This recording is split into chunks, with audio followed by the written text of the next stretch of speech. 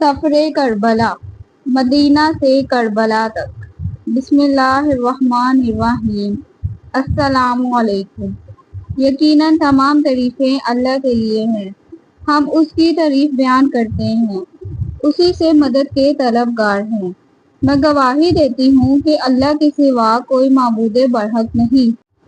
سفر کربلا، امام حسین اور ان کے ساتھیوں کا سفر، جو مدینہ سے مکہ اور وہاں سے کربلا اور واقعہ کربلا کے بعد شام اور پھر کربلا سے ہوتے ہوئے مدینہ سے واپسی کا سفر تھا۔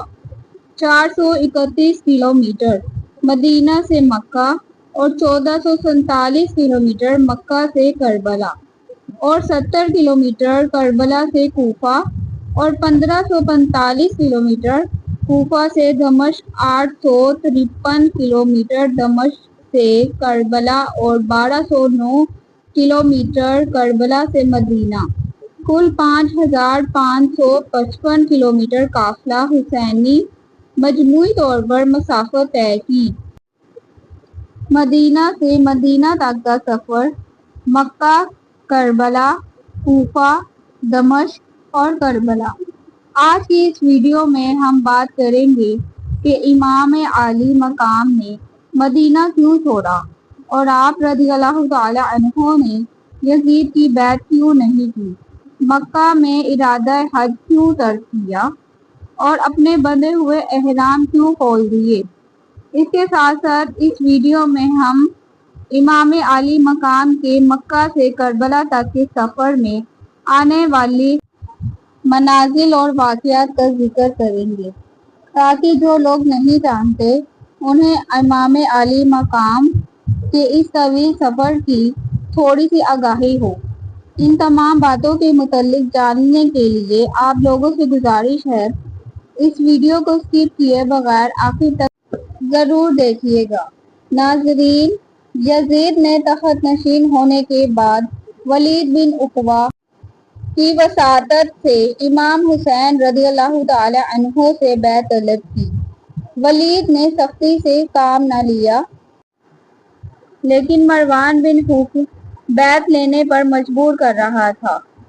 ان حالات میں امام حسین رضی اللہ تعالی عنہ نے سفر مکہ اختیار کیا اور وہاں سے اہل کوفہ کی دعوت پر کوفہ کے لیے روانہ ہوئے۔ یزید کا ذاتی کردار ان تمام اوصاف سے عاری تھا جو امیر یا خلیفہ کے لیے شریعت اسلامیہ نے مقرر کیے ہیں۔ جب امام حسین رضی اللہ تعالی عنہ مکہ پہنچے تو اہل کوفہ نے انہیں سینکڑوں خطوط لکھ کر کوفہ آنے کی دعوت دی تاکہ وہ خلافت اسلامیہ کے قیام کی جدوجہد کا آغاز کر سکیں، لیکن غدار اہل کوفہ نے ان سے غداری کی اور اپنے وعدوں سے پھر کر امام حسین رضی اللہ تعالی عنہ کا ساتھ نہ دیا۔ یزید کی بھیجی ہوئی افواج نے کربلا میں نواسۂ رسول امام حسین رضی اللہ تعالی عنہ کو، ان کے اہل خانہ اور اصحاب کو شہید کر دیا۔ اپنی جان نشینی پر یزید نے مکہ کے گورنر ولید بن عتبہ ابن ابو سفیان پر اختیار دیا۔ اگر ضرورت ہو تو وہ حسین ابن الزبیر اور عبداللہ بن عمر سے بیعت کر لے۔ ولید نے اپنے رشتہ دار مروان بن حکم سے مشورہ کیا، جس نے مشورہ دیا کہ ابن الزبیر اور حسین کو خطرناک ہونے کی وجہ سے وہ بیعت کرنے پر مجبور ہو جائیں، جبکہ ابن عمر کو کوئی خطرہ نہ ہونے کی وجہ سے تنہا چھوڑنا چاہیے۔ ولید بن عتبہ نے امام حسین علیہ السلام اور عبداللہ بن زبیر کو قاصد کے ذریعے بلایا۔ ابھی تک حضرت معاویہ کی وفات کی خبر مدینہ میں عام نہ ہوئی تھی، تاہم بلاوے کا مقصد دونوں حضرات نے سمجھ لیا۔ امام حسین رضی اللہ تعالی عنہ سے جب بیعت کے لیے کہا گیا تو انہوں نے جواب دیا کہ میرے جیسا آدمی خفیہ بیعت نہیں کر سکتا، جب بیعت عام ہوگی تو اس وقت آ جاؤں گا۔ ولید راضی ہو گیا اور انہیں واپس لوٹنے کی اجازت دے دی۔ عبداللہ بن زبیر ایک دن کی مہلت لے کر مکہ روانہ ہو گئے۔ بعد میں ان کا تعاقب کیا گیا۔ مگر اسی اشنا میں وہ کہیں دور جا چکے تھے۔ جب مروان کو اس صورتحال کا علم ہوا تو ولید سے بہت ناراض ہوا اور کہا کہ تم نے بیعت کا وقت کھو دیا اور قیامت تک ان سے بیعت نہ لے سکو گے۔ امام حسین رضی اللہ تعالی عنہ عجیب الجھن سے دوچار تھے۔ اگر وہ مدینہ میں مقیم رہتے تو بیعت کے بغیر کوئی چارہ کار نہ تھا، لہذا وہ 26 رجب 60 ہجری میں اہل و عیال مکہ روانہ ہوئے۔ مکہ پہنچ کر شب ابی طالب میں قیام کیا۔ ادھر امام حسین نے کوفیوں کے خطوط آنے کے بعد مسلم بن عقیل کو کوفہ روانہ کیا تاکہ وہ اصل صورتحال معلوم کریں۔ ان کے کوفہ پہنچنے کے پہلے ہی دن 12,000 کوفیوں نے آپ کے ہاتھ پر بیعت کر لی۔ کوفہ کے عمومی حاکم بشیر نے ان کے ساتھ نرمی سے کام لیا۔ کوفیوں کے جذبات سے متاثر ہو کر مسلم بن عقیل نے امام حسین رضی اللہ تعالی عنہ کو کوفہ آنے کا خط لکھا۔ حالات کی بنا پر یزید نے فوراً نعمان کو معزول کر دیا اور عبداللہ بن زیاد کو کوفے کا حاکم مقرر کر دیا۔ کوفہ پہنچ کر اس نے اعلان کیا کہ جو لوگ مسلم بن عقیل سے اپنی وفاداریاں توڑ دیں گے انہیں امان دی جائے گی۔ اس کے بعد ہر محلہ کے رئیس کو بلایا اور اسے اپنے اپنے علاقے کے امن و امان کا ذمہ دار قرار دے کر مسلم بن عقیل کی جائے پناہ کی تلاش شروع کر دی۔ اس وقت مسلم بن عقیل ایک محب اہل بیت ہانی بن عروہ کے ہاں چلے گئے۔ عبداللہ بن زیاد نے ہانی کو بلا کر مسلم کو پیش کرنے کا حکم دیا اور ہانی نے انکار کر دیا، جس پر انہیں قید میں ڈال کر مار پیٹ کی گئی۔ تاہم بعد میں سفیر امام حسین حضرت مسلم بن عقیل اور ان کے بیٹوں کو بھی شہید کر دیا گیا۔ اہل مکہ اور مدینہ نے آپ کو کوفہ جانے سے باز رکھنے کے لیے پوری کوشش کی، کیونکہ کوفیوں کا سابقہ غدار طرز عمل ان کے سامنے تھا۔ عمر بن عبد الرحمن، عبداللہ ابن عباس، عبداللہ بن زبیر سب نے مشورہ دیا کہ چونکہ کوفہ یزید کی حکومت کے تحت ہے، وہاں ان کی افواج اور سامان سب کچھ موجود ہے اور کوئی قابل اعتماد نہیں ہے، اس لیے مناسب یہی ہے کہ آپ مکہ میں ہی رہیں۔ عبداللہ ابن زبیر نے تجویز کیا کہ آپ مکہ میں رہ کر اپنی خلافت کی جدوجہد کریں، ہم آپ کی مدد کریں گے۔ لیکن جب امام حسین رضامند نہ ہوئے تو حضرت عبداللہ ابن عباس نے آپ کو کوفہ جانے کی بجائے یمن جانے کی تجویز پیش کی اور کہا کہ اگر کوفہ کا سفر آپ کے نزدیک ضروری ہے تو پہلے کوفیوں کو لکھیں کہ وہ یزید کے حاکموں کو وہاں سے نکالیں، پھر آپ وہاں کا قصد کریں۔ لیکن امام حسین رضی اللہ تعالی عنہ نے کہا، اے ابن عمر، میں جانتا ہوں کہ تم میرے خیر خواہ ہو، لیکن میں عزم کر چکا ہوں۔ اس پر عبداللہ ابن عباس نے کہا، اگر آپ انہیں مانتے ہیں تو کم از کم اہل و عیال کو ساتھ نہ لے جائیں۔ مجھے ڈر ہے کہ عثمان کی طرح آپ بھی بچوں کے سامنے ذبح کر دیے جائیں گے۔ لیکن ان تمام ترغیبات کے باوجود امام حسین رضی اللہ تعالی عنہ اپنے فیصلے پر قائم رہے اور بالآخر 3 ذی الحجہ 60 ہجری کو مکہ معظمہ سے کوفہ کے لیے چل پڑے۔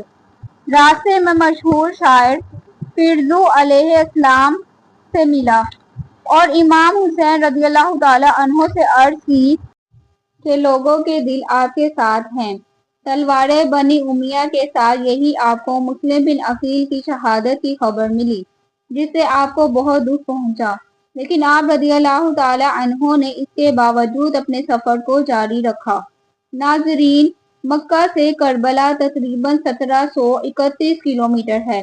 یہ فاصلہ گوگل میپ کے ذریعے 18 گھنٹے بذریعہ مشینری مطلب گاڑی وغیرہ میں طے کیا جا سکتا ہے، مگر آج سے 1381 سال پہلے یہ فاصلہ ایک مشکل اور تکلیف دہ راستہ تھا، جس پر امام حسین رضی اللہ تعالی عنہ نے اپنا سفر 8 ذی الحجہ 60 ہجری یعنی 10 ستمبر 680 عیسوی کو اپنے اہل خانہ کے ساتھ شروع کیا۔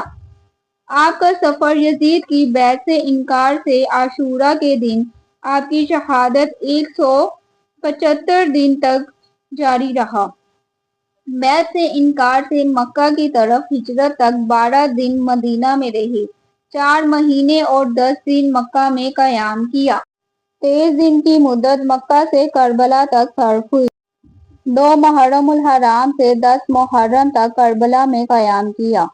امام عالی مقام نے مکہ سے کوفہ تک 18 منزلیں طے کی۔ ایک منزل یا منزلگاہ سے دوسری منزل تک فاصلہ 3 فرسخ یعنی 18.72 کلومیٹر تھا۔ سفر شروع کرنے کے بعد تاریخ کی کتابوں میں 14 مختلف مقامات کا ذکر ملتا ہے جہاں امام نے پڑاؤ کیا یا مختلف لوگوں سے ملے یا لوگوں سے خطاب کیا۔ الصوفہ یہ پہلا مقام تھا۔ اس مقام پر عرب کے مشہور شاعر فرزدق سے ملے اور اس سے کوفہ کے حالات پوچھے۔ شاعر بولا، کوفہ والوں کے دل آپ کے ساتھ ہیں اور تلواریں آپ کے خلاف ہیں۔ شاعر نے امام کو کوفہ جانے سے روکا مگر امام رضی اللہ تعالی عنہ اپنا سفر شروع کر چکے تھے۔ مکہ سے کوفہ جاتے ہوئے یہ دوسرا مقام ہے جو مکہ سے تقریباً 92 کلومیٹر پر ہے۔ اس مقام پر امام رضی اللہ تعالی عنہ اپنے کزن عبداللہ ابن جعفر سے ملے اور اس مقام پر عبداللہ ابن جعفر نے اپنے دونوں بیٹوں اون اور محمد کو امام کی خدمت میں پیش کیا اور ساتھ ہی امام کو کوفہ جانے سے روکا، جس پر امام رضی اللہ تعالی عنہ نے جواب دیا کہ میری منزل اللہ کے ہاتھ میں ہے۔ نمبر 3، بدن الروما۔ یہ مقام ذات رب سے کچھ کلومیٹر آگے ہے۔ یہاں امام نے قیس بن مشہیر کے ہاتھوں کوفہ والوں کو خط لکھا اور یہاں امام رضی اللہ تعالی عنہ کی ملاقات عبداللہ بن متی سے ہوئی جو عراق سے آ رہا تھا۔ عبداللہ نے امام کو آگے جانے سے روکا اور بولا، کوفہ والوں پر بھروسہ نہیں کیا جا سکتا، وہ اہل وفا سے نہیں، مگر امام رضی اللہ تعالی عنہ نے اپنا سفر جاری رکھا۔ نمبر 4، حجاز کی پہاڑیوں پر یہ چھوٹا سا ٹاؤن تھا اور یہاں پر حجاز کی پہاڑیوں کا سلسلہ ختم ہو جاتا ہے اور عرب کا تپتا ریگستان شروع ہو جاتا ہے۔ یہاں امام رضی اللہ تعالی عنہ کی ملاقات زبیر ابن القیان سے ہوئی۔ اسے جب پتہ چلا کہ امام کس مقصد کے لیے جا رہے ہیں تو اس نے اپنا تمام سامان اپنی بیوی کے حوالے کیا اور اسے کہا کہ تم گھر جاؤ، میری خواہش ہے کہ میں امام کے ساتھ قتل ہو جاؤں۔ نمبر 5، زبالہ۔ اس مقام پر امام رضی اللہ تعالی عنہ کی ملاقات 2 آدمیوں سے ہوئی جن کا تعلق عرب کے قبیلہ اسدی سے تھا۔ انہوں نے امام کو کوفہ والوں کے ہاتھوں مسلم بن عقیل کی شہادت کی خبر سنائی۔ امام رضی اللہ تعالی عنہ نے فرمایا، بے شک ہم اللہ کے لیے ہیں اور اسی کی طرف لوٹ کر جانے والے ہیں اور بے شک وہ ہماری قربانیوں کا حساب رکھنے والا ہے۔ اس مقام پر امام نے اپنے ساتھ چلنے والوں کو بتایا کہ جناب مسلم اور جناب خانی کو شہید کر دیا ہے اور کوفہ والے ہماری نصرت نہیں کریں گے۔ امام رضی اللہ تعالی عنہ نے اس مقام پر فرمایا، جو چھوڑ کر جانا چاہتا ہے وہ واپس چلا جائے۔ بہت سے قبائل جو راستے میں ساتھ اس امید پر چل پڑے تھے کہ انہیں مال و دولت ملے گی، اس مقام پر ادھر ادھر بکھر گئے اور وہ واپس اپنے گھروں کو لوٹ گئے اور امام کے ساتھ ان کے اہل خانہ تقریباً 50 لوگ رہ گئے۔ نمبر 6، بدن العتیق۔ اس مقام پر امام رضی اللہ تعالی عنہ قبیلے کے ایک آدمی سے ملے جس نے امام کو آگاہ کیا کہ کوفہ میں آپ کا کوئی دوست نہیں، کوفہ کو یزید کے لشکر نے گھیرے میں لے لیا ہے اور اس کے داخل اور خارج دروازے بند کر دیے گئے ہیں، آپ کوفہ تشریف نہ لے جائیں۔ یہاں بھی امام رضی اللہ تعالی عنہ نے اپنا سفر جاری رکھا۔ نمبر 7، طہورت۔ اس مقام پر امام رضی اللہ تعالی عنہ نے رات بسر کی اور صبح اپنے قافلے سے کہا کہ جتنا پانی ہو سکے اپنے ساتھ لے لیں۔ نمبر 8، شرف۔ اس مقام پر امام رضی اللہ تعالی عنہ کے ساتھیوں میں سے ایک چلایا کہ اس نے ایک لشکر کو اپنی طرف آتے دیکھا ہے امام فوراً اپنے قافلے کا رخ موڑ کر قریب ایک پہاڑ کے پیچھے لے گئے۔ نمبر 9، ذوحسم۔ اس مقام پر امام رضی اللہ تعالی عنہ کی ملاقات 1000 سپاہیوں سے ہوئی جو پیاسے تھے۔ امام رضی اللہ تعالی عنہ نے سب کو پانی پلانے کا حکم دیا اور خود بھی سب کو پانی پلایا اور جانوروں کو بھی پانی پلایا گیا۔ اس مقام پر ظہر کی نماز ادا کی گئی اور سب نے مل کر امام کی امامت میں نماز ظہر ادا کی۔ اس مقام پر امام نے خرب اور اس کی فوج سے خطاب کیا اور فرمایا کہ اہل کوفہ، تم لوگوں نے میرے پاس اپنے مقاصد بھیجے اور مجھے خطوط لکھے کہ تم لوگوں کے پاس کوئی امام نہیں اور میں کوفہ ہوں اور تم لوگوں کو اللہ کے راستے میں اکٹھا کروں اور تم لوگ میری بیعت کر سکو۔ تم لوگوں نے لکھا ہے کہ آپ اہل بیت ہیں اور ہمارے معاملات کو ان لوگوں کی نسبت جو ناانصافی کرتے ہیں اور غلط ہیں بہتر طریقے سے حل کر سکتے ہیں۔ اگر تم لوگوں نے اپنا ارادہ بدل لیا ہے اور منکر ہو گئے ہو اور اہل بیت کے حقوق نہیں جانتے اور اپنے وعدوں سے پھر گئے ہو تو میں واپس چلا جاتا ہوں۔ قرب کے لشکر نے امام رضی اللہ تعالی عنہ کو واپس نہ جانے دیا اور انہیں گھیر کر کوفہ کی بجائے کربلا کی طرف لے گئے۔ نمبر 10، بیضہ۔ امام رضی اللہ تعالی عنہ اگلے دن بیضہ پہنچے۔ اس مقام پر ہور کے لشکر سے خطاب کیا۔ آپ نے فرمایا، لوگو، رسول اللہ صلی اللہ علیہ وآلہ وسلم نے فرمایا ہے، جو شخص ایسے بادشاہ کو دیکھے جو ظالم ہو، اللہ کے حرام قرار دیے کو حلال کہے، خدائی اہل و پما کو توڑے، سنت رسول کی مخالفت کرے اور اللہ کے بندوں پر گناہ اور زیادتی کے ساتھ حکومت کرتا ہو، وہ شخص اپنی زبان، اپنے فعل اور اپنے ہاتھ سے اس بادشاہ کو نہ بدلے تو اللہ کو حق پہنچتا ہے کہ ایسے شخص کو اس بادشاہ کی جگہ جہنم میں داخل کرے۔ امام نے اس مقام پر مزید فرمایا، جس کا مفہوم ہے، لوگو، تمہیں معلوم نہیں کہ جن لوگوں نے شیطان کی اطاع اختیار کی اور اللہ سے منہ پھیرا، ملک میں فساد برپا کیا اور مال غنیمت کو اپنے لیے مختص کیا، ایسی صورت میں مجھ سے زیادہ کس پر فرض عائد ہوتا ہے کہ کوئی اصلاح کی کوشش کرے، میرے پاس تمہارے قاصد آئے اور خطوط بھیجے کہ تم نے بیعت کرنی ہے، اگر تم میرے مددگار بنو اور مجھے تنہا نہ چھوڑو گے، بس اگر تم اپنا وعدہ پورا کرو گے تو سیدھے راستے پر پہنچو گے۔ امام عالی مقام نے یہاں لوگوں کو اپنے حسد اور نسب کا حوالہ دیا اور فرمایا کہ اگر تم اپنے وعدے سے پھر جاؤ گے تو تعجب نہیں، تم اس سے پہلے میرے والد اور میرے چچا زاد بھائی مسلم کے ساتھ ایسا ہی کر چکے ہو، ان قریب اللہ مجھے تمہاری مدد سے بے نیاز کر دے گا۔ امام رضی اللہ تعالی عنہ کی تقریر سن کر ہور نے امام رضی اللہ تعالی عنہ سے کہا، اگر آپ نے جنگ کی تو آپ کو قتل کر دیا جائے گا۔ امام رضی اللہ تعالی عنہ نے فرمایا، تم مجھے موت سے ڈراتے ہو اور کیا تمہاری شقاوت اس حد تک پہنچے گی کہ مجھے قتل کر دو گے؟ ہور کے لشکر پر کوئی اثر نہ ہوا اور وہ امام کو کربلا کی طرف گھیر کر لے جاتے رہے۔ نمبر 11، ضریب الحجانات۔ اس مقام پر امام رضی اللہ تعالی عنہ کی ملاقات طعمہ بن ہدی سے ہوئی، جس نے امام رضی اللہ تعالی عنہ کو کوفے والوں کے خطرناک ارادے سے آگاہ کیا، جسے امام پہلے ہی جانتے تھے، اور امام رضی اللہ تعالی عنہ سے اپنے ساتھ کوہ ہجر چلنے کی درخواست کی تاکہ امام وہاں پناہ لے سکیں۔ امام رضی اللہ تعالی عنہ نے فرمایا، اللہ تمہیں اور تمہاری قوم کو جزائے خیر دے، ہم میں اور ان لوگوں میں عہد ہو چکا ہے اور اب ہم اس عہد سے پھر نہیں سکتے۔ نمبر 12، کسرِ بنی مخاطب۔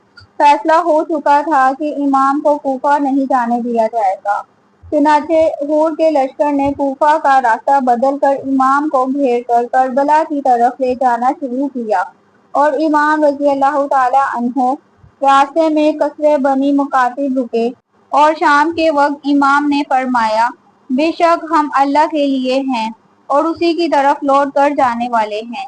امام عالی مقام کے 18 سالہ بیٹے حضرت علی اکبر امام حسین رضی اللہ تعالی عنہ کے قریب آئے اور امام نے فرمایا کہ انہوں نے خواب میں کسی کو کہتے ہوئے سنا ہے کہ یہ لوگ انہیں قتل کرنے والے ہیں، جس پر جناب علی اکبر نے امام کو تسلی دی اور فرمایا کیا ہم سیدھے راستے پر نہیں ہیں؟ نمبر 13 نینوا۔ اس مقام پر حور کو ابن زیاد کا خط ملا جس میں انہوں نے لکھا تھا کہ امام جہاں ہیں انہیں وہیں روک لو اور انہیں ایسی جگہ اترنے پر مجبور کر دو جہاں پانی اور ہریالی نہ ہو۔ قرب نے امام کو ابن زیاد کے خط سے آگاہ کیا۔ آپ نے فرمایا ہم اپنی مرضی سے نینوا میں خیم زن ہوں گے، جس پر حور نے کہا کہ ابن زیاد کے جاسوس ہر چیز کی نگرانی کر رہے ہیں، لہٰذا میں آپ کو ایسا کرنے نہیں دے سکتا۔ پھر امام رضی اللہ تعالی عنہ کا قافلہ ایک مقام پر پہنچا تو امام نے پوچھا اس جگہ کا نام کیا ہے؟ کسی نے جواب دیا کربلا۔ امام رضی اللہ تعالی عنہ نے فرمایا یہ کرب و بلا کی جگہ ہے، یہی وہ جگہ ہے جہاں ہمیں قتل کیا جائے گا۔ نمبر 14 کربلا۔ امام عالی مقام کے حکم پر کربلا کے میدان میں خیمے باڑ دیے گئے۔ برائے فراق خیموں سے کچھ میل کے فاصلے پر تھا۔ یہ 2 محرم 61 ہجری کا دن تھا اور عیسوی کیلنڈر پر 3 اکتوبر 680 کی تاریخ تھی۔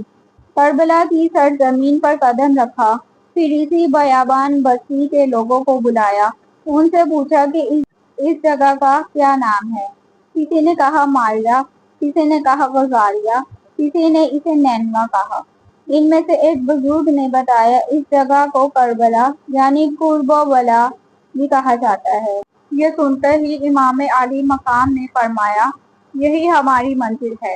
پھر یہاں کے لوگوں سے پوچھا اس زمین کا مالک کون ہے؟ لوگوں کے بتانے پر اس زمین کے مالک بنی اسد کے لوگوں کو بلایا اور زمین خریدنے کے بعد واپس انہیں ہی ہبہ کر دی اور ان سے کہا کہ یہ ہماری جائے شہادت ہے، یزیدی فوج جب ہمیں قتل کر دے تو تم لوگ آنا اور ہماری لاشیں دفن کر دینا، اسی زمین پر کبھی کھیتی باڑی نہ کرنا، جب کوئی ہمارا زائر آئے اسے ہماری قبروں کا پتہ دینا اور 3 دن تک انہیں اپنا مہمان رکھنا۔ اس کے بعد امام عالی مقام نے ان سے کہا کہ جاؤ اپنی عورتوں کو بھیجو۔ بنی اسد کی عورتوں سے امام حسین رضی اللہ تعالی عنہ نے کہا اگر تمہارے مرد کسی خوف سے ہمیں نہ دفنا سکیں تو تم آنا اور ہماری لاشوں کو دفنا دینا۔ اس کے بعد کہا کہ اپنے بچوں کو بھیج دو۔ جب ان کے بچے آئے تو آپ نے ان سے کہا کہ بچوں اگر تمہارے والدین ہمیں نہ دفنا سکیں تو تم کھیلنے کے بہانے یہاں آنا اور مٹھیوں میں ریت بھر کر ہماری لاشوں کو ڈھانپ دینا۔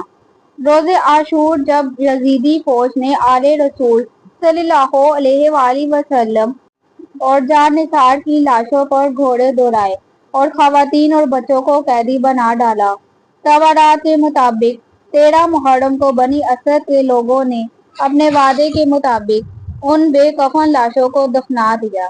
آج بھی بنی اسد کے لوگ اپنے مخصوص انداز میں روضہ رسول امام حسین رضی اللہ تعالی عنہ پر مخصوص انداز میں حاضری دیتے ہیں۔ ناظرین ایک مقام آیا، آپ نے دریافت کیا کہ اس جگہ کو کیا کہتے ہیں؟ بتایا گیا کہ اس جگہ کو کربلا کہتے ہیں۔ آپ اب دیدہ ہو کر کہتے ہیں یہی ہماری قتل گاہ ہے، چنانچہ وہی خیمے نصب کر دیے، مگر جب یزید کو خیمے نصب کرنے کی اطلاع ملی تو اس نے حکم دیا کہ آپ کے خیمے وہاں سے ہٹا دیے جائیں۔ اس پر انصار جوش میں آ گئے اور حضرت عباس علمدار رضی اللہ تعالی عنہ نے کہا کہ کس کی مجال ہے کہ میرے ہوتے ہوئے خیام حسینی کو یہاں سے ہٹایا جائے، لیکن امام عالی مقام نے سب کو سمجھا بجھا کر وہاں سے خیمے ہٹا لیے اور دریائے فراق سے 3 میل کے فاصلے پر میدان میں خیمے نصب کیے۔ یہاں پانی کا دور دور تک نام و نشان نہ تھا۔ آپ کا طرز عمل یہ بتاتا ہے کہ آپ کا مقصد جنگ و بدل نہیں تھا، بلکہ اطمینان سرور کونین امام انبیاء حضرت محمد صلی اللہ علیہ وآلہ وسلم کے دین کی حفاظت کرنا تھا۔ ناظرین، امام عالی مقام ہر منزل پر لوگوں کو جذب کرنے اور ان کے ذہنوں میں اس معاملے کو واضح اور روشن کرنے کے لیے ہر ممکن تلاش کرتے رہے۔ ذات ارقا نامی جگہ پر بشر بن غالب الاسدی نامی ایک شخص امام کی خدمت میں پہنچ کر کوفہ کے حالات کی نزاکت کی اطلاع دیتا ہے۔ اس موقع پر امام نے اس بات کی تصدیق کی۔ اس شخص نے امام سے کچھ سوالات کیے۔ آپ رضی اللہ تعالی عنہ نے فرمایا، امام دو طرح کے ہوتے ہیں، ایک وہ جو لوگوں کی ہدایت کرتا ہے، جبکہ دوسرا وہ جو لوگوں کو ضلالت اور گمراہی کی طرف لے جاتا ہے۔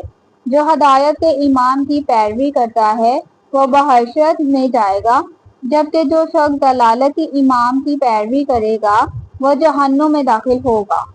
بشر بن غالب نے اس وقت تو امام کا ساتھ نہیں دیا، لیکن بعد میں امام حسین کی قبر مبارک پر بھی زیارت کرتے دیکھا جاتا تھا اور امام رضی اللہ تعالی عنہ کی نصرت اور مدد نہ کرنے پر پشیمانی کا اظہار کرتا رہتا تھا۔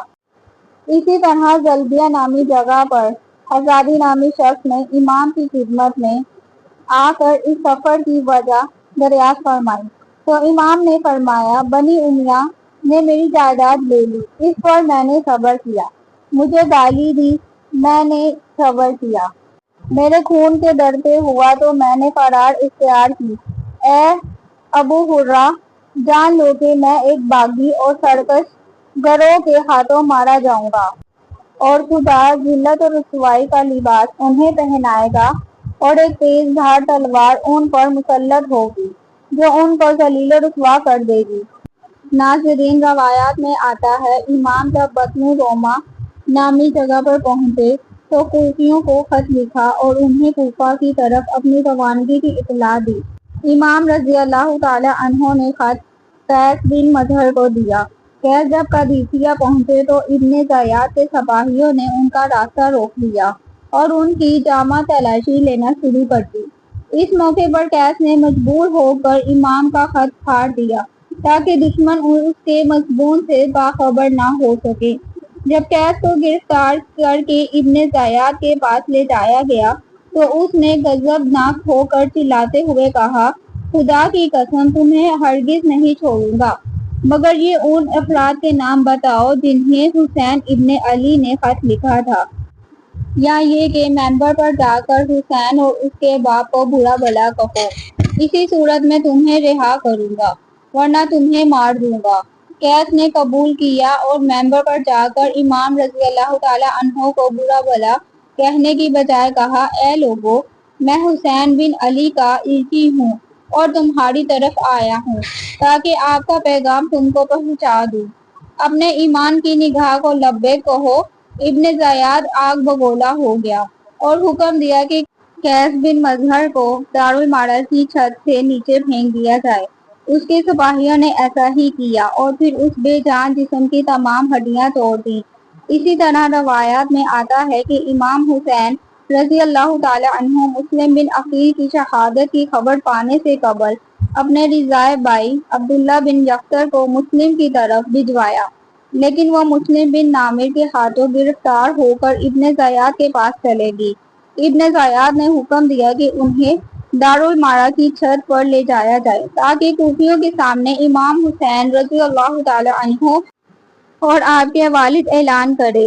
عبداللہ بن یقطر نے دارالمعارض کی چھت سے کوفے والوں سے مخاطب ہو کر کہا، اے لوگو، میں تمہارے پیغمبر کی بیٹی کے فرزند حسین کا عیسی ہوں، اپنے امام کی مدد کو دھوڑو، ابن مرجانہ کے خلاف بغاوت کرو۔ ابن زیاد نے جب یہ دیکھا تو حکم دیا کہ انہیں چھت سے نیچے گرا دیا جائے اور اس کے گماشتوں نے ایسا ہی کیا۔ عبداللہ بن یقطر جانکی کی حالت میں تھے کہ ایک شخص نے آ کر انہیں قتل کر دیا۔ عبداللہ بن یقطر کی شہادت کی خبر مسلم اور ہانی کی شہادت کی خبر کے ہمراہ زوبالہ کے مقام پر امام حسین کو ملی۔ امام حسین نے بصرہ کے 5 قبائل عالیہ، بکر بن وال، بنو تمیم، عبد القیس اور آزد کے سرداروں کے نام ایک خط لکھا۔ جسے سلیمان بن زری نامی ایک نوابی کے توسط سے روانہ کیا۔ سلیمان نے 500 قبائل کے سرداروں مالک بن بسمہ، حنف بن قیس، منظر بن جاوید، مسعود بن عمر، قیس بن حسن اور عمر بن عبید اللہ میں سے ہر ایک کو خط کا نسخہ دیا۔ اس خط کا مضمون اور متن ایک ہی تھا: میں تمہیں کتاب خدا اور سنت رسول صلی اللہ علیہ وآلہ وسلم کی طرف بلاتا ہوں۔ بے شک سنت نسخہ نابود ہو گئیں اور بدعتیں زندہ ہو گئیں۔ تم میری بات سنو گے، میرے فرمان کی پیروی کرو گے تو میں اس راہ راست کی طرف تمہاری رہنمائی کو آؤں گا۔ بعضوں میں ان افراد میں سے ہر ایک نے امام کے خط کا ایک ایک نسخہ چھپا کر رکھا، سوائے منظر بن عبدی کے، جس نے یہ گمان کیا کہ یہ ابن زیاد کی ایک چال ہے۔ چنانچہ اس نے اگلے روز ابن زیاد کو، جو کوفہ جانا چاہتا تھا، حقیقت حال بتا دی۔ ابن زیاد نے امام کے قاصد کو اپنے پاس بلایا اور ان کا سر قلم کروایا۔ کوفہ میں بنو امیہ کی طرف سے حضرت نعمان بن بشیر گورنر تھے۔ دوسری جانب بصرہ کا گورنر عبید اللہ بن زیاد حضرت معاویہ رضی اللہ تعالی عنہ کا معتبر ترین شخص تھا، مگر ان کی وفات کے بعد یزید بوالا ان سے ناراض تھا اور مظہور کرنے کا ارادہ رکھتا تھا۔ حضرت مسلم بن عقیل کی بیعت کی اطلاع اب گورنر ہاؤس کے علاوہ دمشق کے شاہی دربار میں بھی پہنچ رہی تھی۔ انہوں نے جاسوسی کا ایک نظام کر رکھا تھا، اور کمال یہ ہے کہ دور جدید کی طرح عام طور پر کسی جاسوس کے بارے میں کسی کو علم نہیں ہوتا تھا کہ یہ سرکاری کا جاسوس ہے۔ جاسوسوں کو بڑی رقموں سے نوازا جاتا تھا۔ جاسوسوں کے ذریعے حضرت نعمان بن بشیر کی شکایات مسلسل یزید کو مل رہی تھیں۔ کسی جاسوس نے ان سے ملاقات کر کے کہا کہ حکومت کے خلاف یہاں بغاوت ہو رہی ہے اور آپ گورنر ہوتے ہوئے خاموش ہیں۔ یا تو آپ کمزور ہیں یا آپ کے ارادے کچھ اور ہیں۔ نعمان بن بشیر جاسوس کے ارادوں کا ادراک نہ کر سکے اور انہوں نے کہا، میں گورنری کی قوت کو استعمال کر کے احکام الہی کے خلاف سرکشی اور خلق خلا پر ظلم نہیں ڈھا سکتا۔ جاسوس نے فوراً یہ اطلاع دمشق بھیج دی۔ اس پر یزید نے اپنے کچھ معتبر درباریوں سے مشورہ کیا تو انہوں نے اسے کہا، آپ کے والد معاویہ زندہ ہوتے تو وہ ابن زیاد کی خدمات سے ضرور فائدہ اٹھاتے۔ حامی بن عروہ حضرت حسین کے زبردست حامی تھے، مگر اس جاسوس کی مخبری اور پھر گواہی کے بعد سخت الزام کا شکار ہو گئے۔ اب وہ زخمی حالت میں یہ سب منظر دیکھ رہے تھے۔ انہیں قید کرنے اور حضرت مسلم بن عقیل کو پکڑنے اور قتل کرنے اور ان کا سر ابن زیاد کے سامنے پیش کرنے کا حکم جاری کر دیا۔ جس شخص نے یہ جاسوسی کی تھی اس کا نام مورخین نے سرجون بیان کیا ہے۔ کہا جاتا ہے کہ اسے یزید نے دمشق سے ابن زیاد کے پاس بھیجا تھا۔ حضرت مسلم کو حانی بن عروہ کی گرفتاری کی اطلاع ملی۔ انہوں نے اپنی حمایتوں کو ساتھ لے کر مقابلہ کرنے کی ٹھانی۔ ان کے ساتھ 3,500–4,000 ہزار کے لگ بھگ بھوکی میدان میں نکل کھڑے ہوئے، مگر جوں ہی ان بدبختوں کے بڑے بڑے سرداروں کو عبید اللہ بن زیاد کے محل میں دیکھا تو انہوں نے بالکنی سے اپنے اپنے قبیلے کے تمام لوگوں کی سرزنش کی تو آہستہ آہستہ یہ بد اعتماد حضرت مسلم بن عقیل کا ساتھ چھوڑ کر منتشر ہو گئے۔ آخر میں ان کے ساتھ صرف چند سو افراد رہ گئے۔ ناظرین، امام حسین رضی اللہ تعالی عنہ حادثے کے ایک دن قبل 9 ستمبر 623 عیسوی اور 8 ذی الحج 60 ہجری کو مکہ مکرمہ سے قریب 50 افراد اور اپنے اہل خانہ کے ساتھ روانہ ہوئے۔ آپ حج کا ارادہ رکھتے تھے، لیکن آپ کو حاجیوں کی جھرمٹ میں ایسے لوگ نظر آئے جو آپ کی جان کے ڈر پہ تھے۔ چنانچہ امام علی مقام نے خانہ خدا کی حرمت کا خیال کرتے ہوئے حج کے ارادے کو عمرے میں تبدیل کر دیا، عمرے کا ارادہ کیا اور بندھے ہوئے احرام کھول دیے اور کوفہ کی جانب چل پڑے۔ آپ نے صحرائے عرب میں شمال مشرقی راستہ اختیار کیا۔ آپ کے چچا زاد بھائی عبداللہ ابن جعفر کی مرضی پر مکہ کے گورنر عمرو بن سعید نے اپنے بھائی اور ابن جعفر کو حسین کے بعد مکہ میں حفاظت کی یقین دہانی کرانے اور اس کے واپس لانے کے لیے بھیجا۔ حسین نے واپسی سے انکار کر دیا۔ اس سے متعلق کہ محمد نے خواب میں جو حکم دیا تھا، اس کے نتائج سے قطع نظر آگے بڑھے۔ ایک قافلے کو جس کو یمن کے گورنر نے یزید کے پاس بھیجا تھا، آگے چلتے ہی سلویہ نامی ایک جگہ پر چھوٹے قافلے کو ابن عقیل کی شہادت ملی اور اہل کوفہ کی بے حسی کی خبر ملی۔ چند ہزار زبالہ میں حضرت حسین رضی اللہ تعالی عنہ کو اپنے قاصد قیس ابن مازر کی گرفتاری اور قتل کا علم ہوا، جسے حجاز یعنی مغربی عرب سے کوفہ پہ بھیج دیا گیا تھا۔ راستے میں جگہ جگہ یزیدی دستوں نے قافلہ اہل بیت کو روکنا چاہا، مگر وہ کسی نہ کسی طرح کربلا تک آ پہنچے۔ یہ 60 ہجری کے آخری دن تھے۔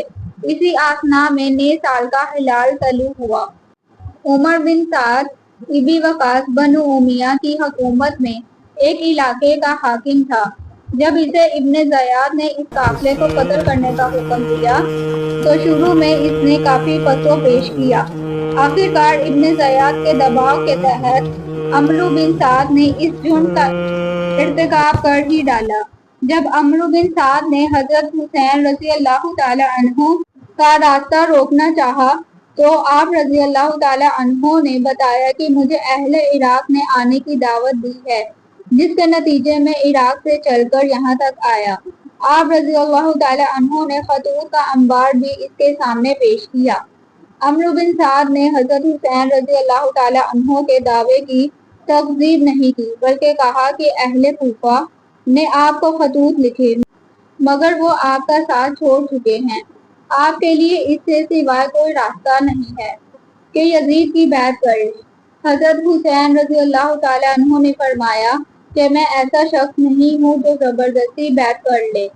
ابن زیاد نے کوفہ جانے والے راستوں پر فوج رکھی تھی۔ حسین رضی اللہ تعالی عنہ اور ان کے اصحاب کو یزید کی فوج کے سربراہ نے روک لیا۔ عاجیہ کے قریب کوفہ کے جنوب میں اور بن یزید کی سربراہی میں لگ بھگ 1000 افراد تھے۔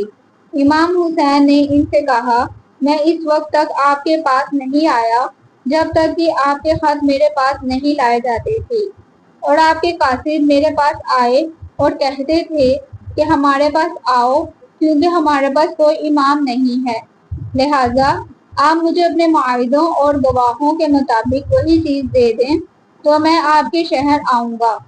اگر آپ نہ مانیں اور میرے آنے سے ٹل جائیں گے تو میں آپ کو اسی جگہ کے لیے چھوڑ دوں گا جہاں سے میں آپ کے پاس آیا ہوں۔ اس کے بعد انہوں نے وہ خطوط دکھائے جن کو انہوں نے کوفیوں سے موصول کیا تھا، اور انہیں خطوط کے بارے میں کسی بھی قسم کی معلومات سے انکار کر دیا اور کہا حسین رضی اللہ تعالی عنہ کے اس کے پاس ابن زیاد کے پاس جانا چاہیے، جس سے آپ رضی اللہ تعالی عنہ نے انکار کر دیا اور انہیں جواب دے دیا کہ وہ حسین کو یا تو کوفہ میں داخل ہونے یا واپس مدینہ جانے کی اجازت نہیں دے گا، لیکن یہ کہ وہ اپنی مرضی کے مطابق کہیں اور بھی سفر کر سکے گا۔ اس کے باوجود اس نے 4 کوفیوں کو حسین رضی اللہ تعالی عنہ کے ساتھ شامل ہونے سے نہیں روکا۔ آپ کا قافلہ کربلا کی طرف بڑھنے لگا اور ہر ان کے پیچھے آ گیا۔ نینوا میں ہر کو ابن زیاد کی طرف سے حکم ملا کہ حسینی قافلے کو بغیر کسی قلعے اور پانی کے ویران جگہ پر رکھنے پر مجبور کیا جائے۔ امام حسین رضی اللہ تعالی عنہ کے ایک ساتھی نے مشورہ دیا کہ وہ ہر پر حملہ کرے اور اسرار کے قلعے والے گاؤں چلے جائیں۔ آپ نے یہ کہتے ہوئے انکار کر دیا کہ وہ دشمنی شروع نہیں کرنا چاہتے۔ 2 اکتوبر 680 عیسوی اور 2 محرم الحرام 61 ہجری کو حسینی قافلے کوفہ کے شمال میں 70 کلومیٹر یعنی 2,23,000 فٹ صحرا کا میدان کربلا پہنچا اور کیمپ لگایا۔ ناظرین اکرام، یہ تھی آپ کے سفر کربلا کی مختصر داستان۔ امید کرتی ہوں کہ آپ سب کو ہماری ویڈیوز بہت پسند آئی ہوگی۔ لائک، شیئر، سبسکرائب اور کامنٹ ضرور کیجیے گا۔ جزاک اللہ۔